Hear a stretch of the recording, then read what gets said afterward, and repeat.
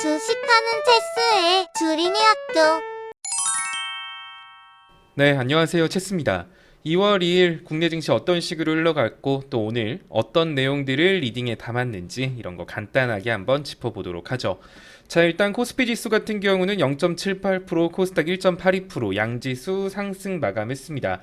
제가 어제 영상에서도 말씀드렸다시피 지금 시장에서 어쨌든 어제 FOMC 회의 결과가 생각보다 잘 나왔어요. 자, FOMC 회의에서 여러분들한테 중요하게 봐야 될 관전 포인트는 0.25% 올리는 건 당연한 거였고 0.25% 이거 가지고는 부족하다. 연준 과반수 의원이 최종 금리를 한 5.25% 이내로 생각해야 된다라고 말씀을 드렸었고요. 또 가장 중요한 건 파월 의장의 발언이었죠. 자, 어쨌든 3월 점도표에 대한 얘기를 파월 의장이 했었는데 이거는 3월 돼봐야 알 것 같은데 상황에 따라 변할 수 있다. 최종금리 변화의 가능성을 말을 했어요. 자, 이 말은 최종금리가 올라갈 수 있다라고도 해석할 수 있지만 일단 인플레이션이 잡히고 있는 것 같아라는 좀 긍정적인 발언을 했기 때문에 최종금리가 5.25%, 5.5% 이렇게 보고 있는 게 아니라 5%대로도 마무리될 수 있다라는 여지를 준 것으로 보여집니다. 자, 명확하게 이제 금리 한 번만 올릴 거예요. 이런 메시지를 던진 건 아니지만 어찌됐든 잡히고 있다라는 긍정적인 메시지를 던졌고 올 연말까지 금리 인상은 없다라고 예전에는 항상 못 박았단 말이에요. 근데 이번에는 아닐 수도 있다라는 식으로 여지를 줬다라는 거. 이번 FOMC 회의에서는 약간 떡밥을 좀 많이 풀었어요. 그래서 좀 시장이 환호했던 것 같고요. 나스닥 같은 경우도 하락하다가 파월 의장의 인터뷰 이후 한 2%대 넘는 상승폭을 보여주면서 마감을 했습니다. 당연히 코스피 같은 경우도 코스닥도 미증시 영향을 받았겠죠. 나스닥 같은 경우는 지금 241선 여기에서 딱 걸쳐서 끝났어요. 제가 이제 상승하면 사실 여기까지도 상승할 수 있을 것 같아요 라고 누누이 말씀을 드렸었죠. 241선을 돌파할 수 있을까? 일단은 만약에 어제 파월 의장이 비둘기적인 약간 떡밥을 뿌리는 발언들을 안 했다라고 하면 굉장히 부정적으로 봤을 텐데 어찌됐든 연말에 금리 인상 가능성을 열어뒀다라는 거 하나만 가지고도 일단은 시장은 기대감이라는 게 생겼잖아요. 그럼 이제 이 기대감이 커지기 위해서는 고용지표라던가 소비자 물가지수, 생산자 물가지수 이런 인플레이션을 판단할 수 있는 지표들이 잘 나와야겠죠. 자, 이번 주 금요일 날 고용지표에 대한 보고서가 나오고요. 그리고 나서 2월 중순에까지 좀 시간이 텀이 많이 비어요.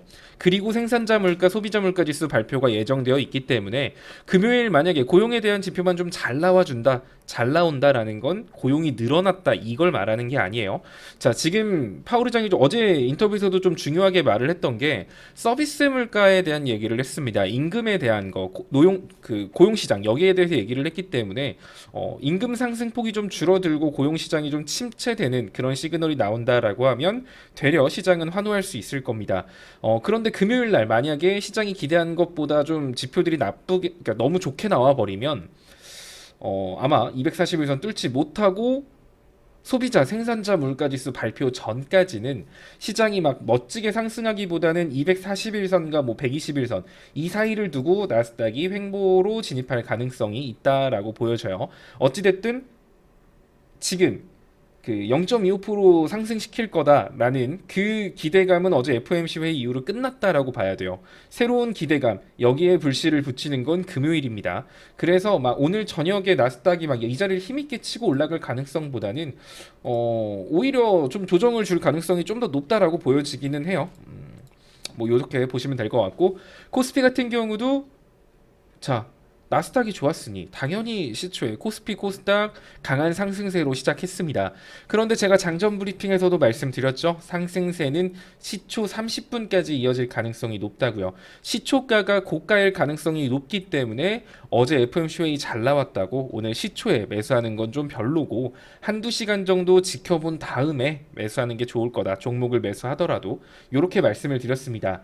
자, 시초에 제가 말한 대로 시초 30분이 고가였어요. 그리고 나서 아랫갭자리 메꿔주는 조정 나오고 다시 상승하긴 했지만 어찌됐든 241선 위에 안착했다라고 보기는 조금 어렵지 않나라고 보여져요. 자, 어쨌든 코스피 같은 경우는 여전히 2400선의 갭자리를 두고 있습니다. 또한 60분봉 차트를 보더라도 코스피 같은 경우는 계속 볼린저 밴드 상단선을 돌파하지 못하고 61선 조정오는 그런 모습이 나오고 있거든요. 자, 그런데 어찌됐든 지금 코스피 일봉상 2400선에도 갭자리가 존재하기 때문에 이제 금요일 지표에 따라 좀 다르긴 하겠지만 2400까지 조정 가능성은 여전히 열어둬야 된다라고 보고 있습니다. 저가 막 시장을 계속 부정적으로 말하고 시장 빠지라고 기도하는 게 아니라 정말 시장을 긍정적으로 보기 위해선 최소한의 조건은 241선 위에서 코스피가 좀 놀아줘야 돼요. 근데 지금 241선에서 돌파 시도를 하고 있는 거지 돌파한 상태가 아니란 말이죠. 돌파를 하지 않았기 때문에 현 시장에서 현 시점에서 판단할 수 있는 건 상승 가능성보다는 하락 가능성에 좀 더 무게를 둬야 된다라는 거예요. 자, 하지만 만약에 이번 주 금요일까지 해서 코스피가 121선 지금 자리죠. 2460포인트 이 자리까지를 금요일 내일 증시에서 이 자리를 끝까지 지켜내 준다라고 한다면 일단은 241선 위에 안착했다라고도 볼 수 있고 주봉상 강했던 241 저항 구간을 돌파했다라고 해석할 수 있는 만큼 내일 증시에서 코스피가 2460, 70포인트를 유지하면서 마감해 준다라고 하면 추가적인 상승세도 기대할 수 있을 것 같습니다. 자, 오늘 삼성전자도 덕분에 기술주들이 어제 나스닥에서 난리가 났으니 삼성전자도 오늘 갭상승. 삼성전자가 요새 뭐 중소형주 움직이듯이 움직이고 있습니다. 제가 이때 낙폭 꽤 크게 빠졌을 때 사실 이때부터 삼성전자 뭐 이제 매매해도 괜찮다. 6만 원 부근 오거나 6만 원 깨지면 그때부터 겁먹을 필요 없이 매매해도 될 것 같다라고 말씀을 드렸었는데 자, 그날을 기점으로 뭐 계속 올라가고 있네요. 일단은 삼성전자 버리고 삼성전자를 버리고 코스피 혼자 올라갈 일은 절대 없다라고 말씀을 드렸죠. 바로 빠르게 회복해주는 모양새입니다. 자, 그럼 앞으로 삼성전자는 계속 올라갈 수 있을까? 삼성전자만 올라갈 리도 없어요. 사실 삼성전자는 코스피다라고 봐도 될 만큼 우리나라 대표 우량주이자 시총 1위 기업입니다. 그래서 뭐 삼성전자가 계속 올라간다 이거를 지금 삼성전자 차트만 가지고 판단하기는 어려워요.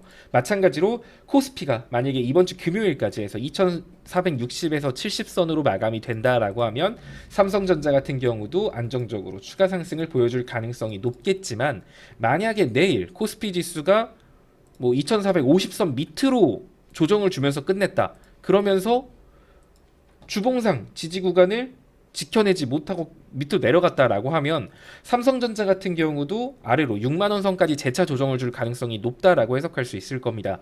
삼성전자만 떼놓고 해석할 수가 없다라는 거예요. 이거 참고하셔서 매매하시면 좋을 것 같고 더 많은 내용이 궁금하신 분은 검색창에 체스 주식 학교를 입력해보세요.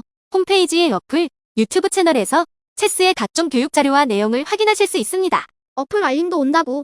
자, 오늘 시장 같은 경우 올라간 종목들 보면은 뭐 XR 관련주들, 비대면 진료주들, 알루미늄 관련주들 이런 것들 좀 많이 올라갔죠. 그런데 뭐 사실 상승폭 자체를 그렇게 꽉 채워서 유지도 못했을 뿐더러 약간 뭐랄까 요즘은 예전에는 딱 한 섹터가 오늘의 주인공은 나 하면서 그 섹터가 딱 자리를 잡고 이제 거기에 연관되는 섹터들이 따라서 움직이는 약간 요런 느낌이었다면 요즘 시장은 조금 느낌이 다르죠. 하루에 주인공이 되게 여러 명이 등장을 하고 있어요.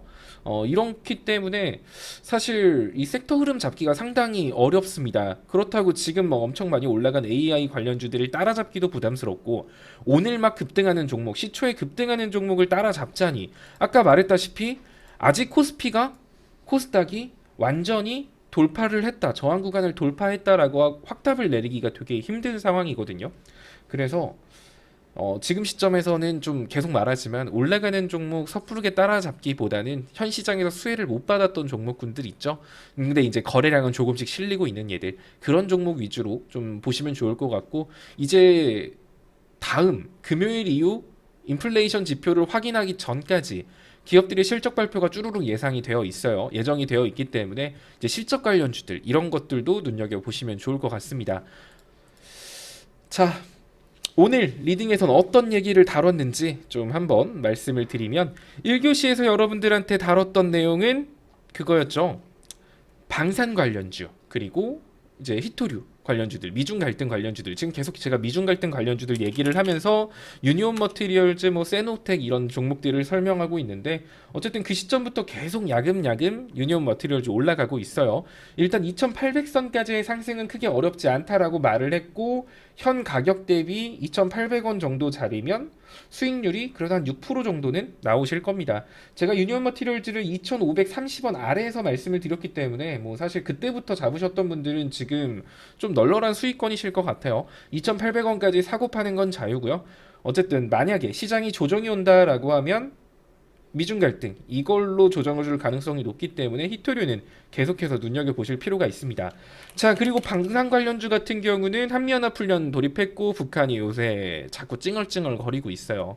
뭐 도발에는 도발이다, 막 거의 핵에는 핵이다, 뭐 전면 대결에는 전면 대결이다, 이런 식으로 강한 발언들을 하고 있는데 뭐 그렇다고 해서 당장 핵실험을 한다 이런 건 아니지만 핵실험에 대한 이슈는 항상 가지고 있습니다. 방산 섹터는 위에 갭자리도 여전히 살아있기 때문에 사실 뭐 좋게 보셔도 되는데 게다가 최근 차트를 보시면 나쁘지 않죠. 이제 이 부분에 대해서 방산 관련주, 빅텍, 스펙과 한일 단조 이런 섹터 좀 보시면 좋을 것 같다라고 1교시에 말씀드렸어요. 1교시에는 나스닥에 대한 얘기들, 뭐 전날 나스닥 이런 얘기들 해드리니까 1교시 장전 브리핑도 좀 꼭 챙겨서 읽어보시면 도움 되실 겁니다. 자, 2교시에는 단기 매매 종목을 설명해 드렸고 단기 매매 종목으로 빅텍을 잡아 드렸어요.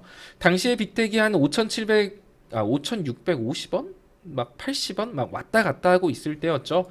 자, 그때 잡아 드렸었는데 빅텍 같은 경우도 지금 30분봉 차트를 보시면 얼추 추세를 전환한 모양새입니다. 아직 이평선이 완전히 정배열된 건 아니기 때문에 빅텍 같은 경우도 아래 한번 뭐 5,600원 정도 선까지는 흔들어 줄 가능성도 존재는 해요.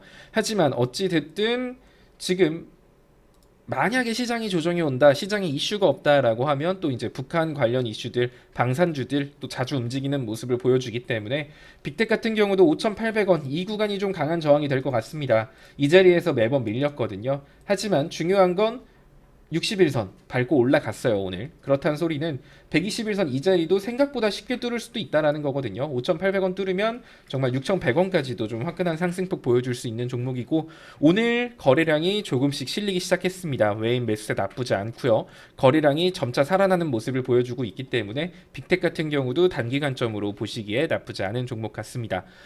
자, 3교시에 장중시황 분석을 해드렸고 이 장중시황 분석은 방금 제가 앞부분에 해드린 내용과 뭐 크게 다르진 않은 것 같아요. 뭐 그래도 이 장중에 실시간으로 좀 빠르게 장중시황 분석을 받고 싶다라고 하면 거기에 남겨드리는 글들 읽어보시면 도움이 되실 거예요. 자, 그리고 4교시에는 여러분들한테 볼린저 밴드에 대한 교육을 해드렸습니다. 좀 심화 교육을 해드렸는데 볼린저 밴드는 단순히 저항 구간이라는 의미를 가지고 있는 게 아니라 추세를 확인하는 지표다라고 말씀을 드렸죠. 추세가 바뀔지 안 바뀔지 이런 것들도 볼린저 밴드를 통해서 파악할 수 있다라고 오늘 좀 심한 내용을 교육해 드렸고요. 체험반 같은 경우는 리딩방의 실체에 대해서 교육해 드렸습니다. 야, 체스야, 너도 리딩하면서 무슨 리딩방의 실체냐라고 말할 수도 있겠지만 글쎄요, 제 리딩을 한 번이라도 보고 영상을 한 번이라도 보신 분들은 그런 말씀은 안 하실 거라고 믿습니다. 되게 리딩방 많아요. 막 해외 선물부터 시작해서 뭐 평생 무료 리딩이다, 뭐 어쩐다 이런 얘기들 되게 많고 리딩방에 대한 사회적 인식이 되게 안 좋다라는 것도 알고 있습니다. 그런데 그렇잖아요. 전부 다 양아치는 아닐 거 아니야. 너무 색안경 끼고 안 보셨으면 좋겠네요. 자, 어쨌든 그렇게 사기 리딩방 그리고 리딩방들이 여러분들한테 어떻게 사기를 치는지 이런 것들에 대한 얘기를 제가 좀 쫙 풀어서 썼거든요. 그래서 아마 약간 근데 이런 것들은 다 까발려야 돼. 그래서 조만간 단독 영상으로 찍어서 올려드리기도 하겠지만 너무 사기 리딩이 많아요. 그리고 이제 점점 신종 악질 리딩방들이 늘어나고 있거든요. 이제 막 무료 리딩방이라고 불러가지고 막 사람들하고 화기애애 분위기 됐더니 갑자기 이제 해외 선물 리딩을 시작한다던가 이런 식으로 이제 이런 것들 제가 하나하나 다 뜯어서 어떻게 사기를 치고 왜 위험한지 이런 것들도 조만간 영상으로 올려드리도록 할게요. 자, 다들 오늘 하루도 본업에서 고생 많으셨고요. 내일 뵙도록 하겠습니다. 실시간 리딩을 경험하고 싶다면 홈페이지 어플 상단의 체험방 입장 배너를 클릭하고 카카오톡 오픈 채팅방에 입장해보세요. 입장 후 인사와 함께 입장 경로, 말씀 부탁드립니다. 주식하는 체스의 주린이 학교.